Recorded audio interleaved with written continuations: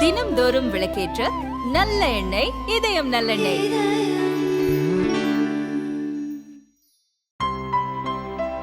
இனிமே கண்ணை மூடிட்டு கடலை எண்ணெய் வாங்கலாம். ஏன்னா மந்த்ரா கடலை எண்ணெய் இதயத்தின் தயாரிப்பு. தினமலர் நேயர்களுக்கு வணக்கம். இந்த வார வர்த்தக செய்திகளை ஒரு தொகுப்பாக பார்க்கலாம் வாருங்கள். டிசம்பர் ஜிஎஸ்டி வசூல் 10% அதிகரிப்பு. டிசம்பர் மாதத்துக்கான ஜிஎஸ்டி வசூல் 10% அதிகரித்து 1.65 லட்சம் கோடி ரூபாயாக உள்ளது என மத்திய நிதி அமைச்சகம் தெரிவித்துள்ளது. இது குறித்து நிதி அமைச்சகம் தெரிவித்துள்ளதாவது, கடந்த 2023ஆம் ஆண்டின் கடைசி மாதமான டிசம்பரில் ஜிஎஸ்டி வசூல் 10% உயர்ந்து 1.65 லட்சம் கோடி ரூபாயாக அதிகரித்துள்ளது. இது முந்தைய மாதமான நவம்பரில் வசூலான 1.68 லட்சம் கோடி ரூபாயை விட 2% குறைவாகும். மாதாந்திர ஜிஎஸ்டி வசூல் 1.60 லட்சம் கோடி ரூபாய்க்கு மேல் வசூல் செய்வது இந்த ஆண்டில் இதுவரை 7வது மாதமாக உள்ளது குறிப்பிடத்தக்கது. நடப்பு நிதியாண்டின் ஏப்ரல் டிசம்பர் காலகட்டத்தில் மொத்த ஜிஎஸ்டி வசூல் முந்தைய ஆண்டு இதே காலகட்டத்தில் வசூலிக்கப்பட்ட 13.40 லட்சம் கோடியில் இருந்து 14.97 லட்சம் கோடி ரூபாயாக அதிகரித்துள்ளது. சமீபத்திய ஜிஎஸ்டி தரவுகள் அடிப்படையில் நடப்பு நிதியாண்டின் முதல் 9 மாதங்களுக்கான சராசரி மாத வசூல் 1.66 லட்சம் கோடி ரூபாயாக உள்ளது. இது முந்தைய நிதியாண்டில் இதே மதிப்பீடு காலகட்டத்தில் 1.49 லட்சம் கோடியுடன் ஒப்பிடுகையில் 12% அதிகமாகும். மகிழ்ச்சியில் ஆழ்த்திய 2023. இந்தியாவில் பயணியர் வாகன விற்பனை கடந்த ஆண்டு 8.3% உயர்ந்தது. கடந்த 2022ஆம் ஆண்டில் பயணியர் வாகன விற்பனை 37.92 லட்சமாக இருந்தது.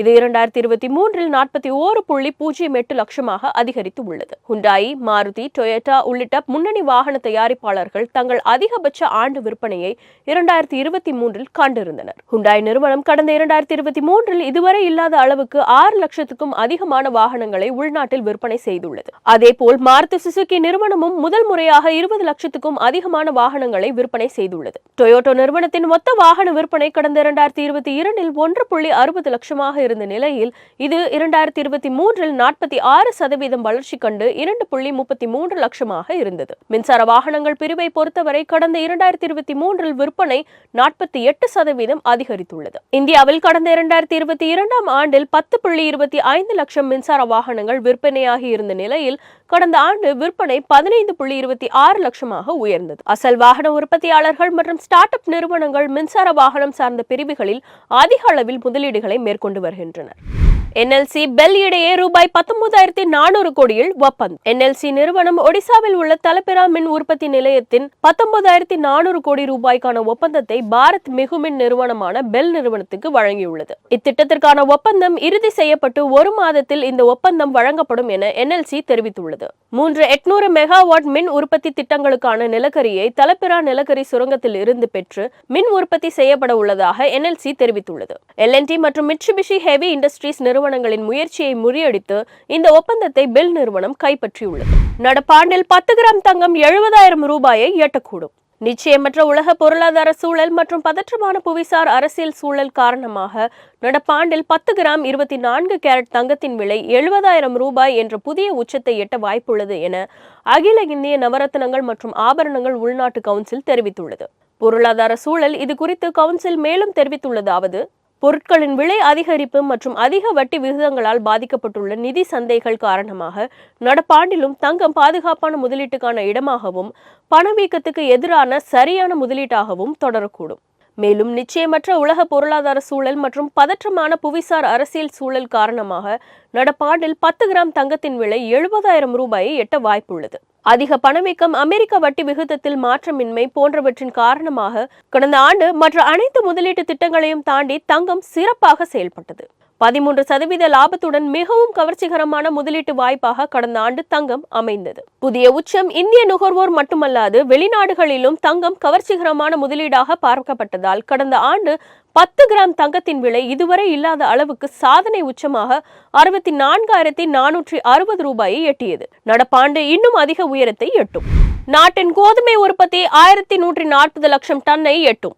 பயிரிடும் பரப்பளவு அதிகரிப்பு மற்றும் வானிலை இயல்பானதாக இருக்கும் பட்சத்தில் நடப்பு பயிராண்டில் கோதுமை உற்பத்தி 1,140 லட்சம் டன்களை எட்டும் என எதிர்பார்ப்பதாக இந்திய உணவு கழகத்தின் தலைவர் மற்றும் நிர்வாக இயக்குநரான அசோக் கே மீனா தெரிவித்துள்ளார். கடந்த 2022-23 பயிராண்டில் கோதுமை உற்பத்தி 1105.50 லட்சம் டன்னாக இருந்தது.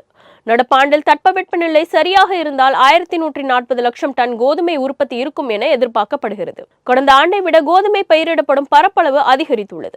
சில மாநிலங்களில் 1% பற்றாக்குறை உள்ளது. ஆனால் அது ஜனவரி முதல் வாரத்தில் ஈடு செய்யப்படும் என தெரிகிறது. இண்டிகோ முடிவால் குறைகிறது விமான டிக்கெட் கட்டணம். உலக அளவில் விமான எரிபொருள் விலை சரிவடைந்துள்ளதை தொடர்ந்து இண்டிகோ நிறுவனம் எரிபொருள் கூடுதல் கட்டணத்தை திரும்ப பெற்றுள்ளது. இதன் காரணமாக விமான டிக்கெட் கட்டணம் குறைய உள்ளது. விமானங்களுக்கு பயன்படுத்தப்படும் எரிபொருளின் விலை உலக சந்தைகளின் நிலவரத்தை பொறுத்து நிர்ணயிக்கப்படுகிறது. கடந்த ஆண்டு தொடர்ந்து 4 முறை விலை உயர்த்தப்பட்டதால் இதை ஈடுகட்ட இண்டிகோ நிறுவனம் அக்டோபர் மாதத்தில் எரிபொருள் கட்டணம் என்ற ஒன்றை அறிமுகப்படுத்தியது. பயண தூரத்தை பொறுத்து 300 ரூபாயிலிருந்து 1000 ரூபாய் வரை இந்த எரிபொருள் கட்டணம் வேறுபடும் என்று அப்போது தெரிவித்திருந்தது. இந்நிலையில் கடந்த அக்டோபர் மாதத்திலிருந்து 3 முறை விமான எரிபொருளின் விலை குறைக்கப்பட்டுள்ளதை கருத்தில் கொண்டு எரிபொருள்கள் கட்டணத்தை திரும்ப பெறுவதாக இண்டிகோ அறிவித்துள்ளது. இதன் தொடர்ச்சியாக விமான டிக்கெட்டுகளுக்கான கட்டணமும் குறையும். மேலும் இதர நிறுவனங்களின் டிக்கெட் விலையும் குறையக்கூடும் என எதிர்பார்க்கப்படுகிறது. பெட்ரோல் எத்தனால் கலப்பால் 24,300 கோடி சேமிப்பு. பெட்ரோல் எத்தனால் கலவை வாயிலாக 24,300 கோடி ரூபாய் மதிப்பிலான அந்நிய செலாவணியை 2022-23 எத்தனால் ஆண்டில் சேமிக்க முடிந்ததாக மத்திய பெட்ரோலியத்துறை அமைச்சர் ஹர்தீப் சிங் பூரி தெரிவித்துள்ளார். கச்சா எண்ணெய் இறக்குமதி செலவுகள் மற்றும் கார்பன் உமிழ்வுகள் ஆகியவற்றை குறைக்கும் நோக்கில் E20 கலவை முறையை அரசு கடந்த ஆண்டு ஏப்ரலில் அறிமுகப்படுத்தியது. E20 என்பது பெட்ரோலில் 20% எத்தனால் கலப்பதை குறிக்கும். தற்போது 9,300க்கும் மேற்பட்ட எரிபொருள் நிலையங்களில் E20 எரிபொருள் விற்பனை செய்யப்படுகிறது. இதன் காரணமாக 24,300 கோடி ரூபாய் மதிப்பிலான அந்நிய செலாவணி சேமிக்க முடிந்ததாக மத்திய பெட்ரோலியத்துறை அமைச்சர் ஹர்தீப் சிங் பூரி தெரிவித்துள்ளார்.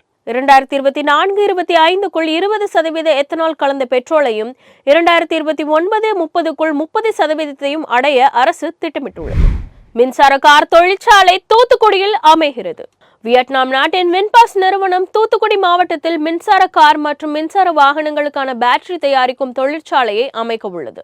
ஆலை முதல் கட்டமாக ஆண்டுக்கு 50,000 கார்களை தயாரிக்கும் திறனுடையதாக இருக்கும். செங்கல்பட்டு மாவட்டத்தில் மறைமலை நகரில் செயல்பட்டு வந்த ஃபோர்ட் நிறுவனத்தின் கார் தொழிற்சாலையில் மின்சார கார் தயாரிக்க வின்பாஸ் நிறுவனம் திட்டமிட்டது. ஆனால் அந்த இடம் கிடைக்கவில்லை. இதனால் தமிழகத்தில் தொழிற்சாலை அமைக்க வின்பாஸ் ஆர்வம் காட்டவில்லை. இந்நிலையில் இந்த தகவல் தமிழக முதல்வர் ஸ்டாலின் கவனத்திற்கு சென்றதை அடுத்து தமிழகத்தில் தொழில் துவங்க வருமாறும் தேவையான வசதிகளை ஏற்படுத்தி தருவதாகவும் வின்பாஸ் நிறுவன அதிகாரிகளிடம் தமிழக அரசு சார்பில் தெரிவிக்கப்பட்டது. இதைத் தொடர்ந்து அந்நிறுவனம் தற்போது சென்னையை போல் துறைமுக வசதி உடைய தூத்துக்குடி மாவட்டத்தில் 400 ஏக்கரில் தொழிற்சாலை அமைக்க முன்வந்துள்ளது. இதற்கான புரிந்துணர்வு ஒப்பந்தம் வரும் 7-8 தேதிகளில் நடக்கும் உலக முதலீட்டாளர்கள் மாநாட்டில் கையெழுத்தாக உள்ளது. தூத்துக்குடியில் முதற்கட்டமாக 2,000 கோடி ரூபாய் முதலீட்டில் ஆண்டுக்கு 50,000 மின்சார கார் தயாரிக்கும் திறனுடைய தொழிற்சாலை அமைக்க திட்டமிடப்பட்டுள்ளதாக தெரியவந்துள்ளது.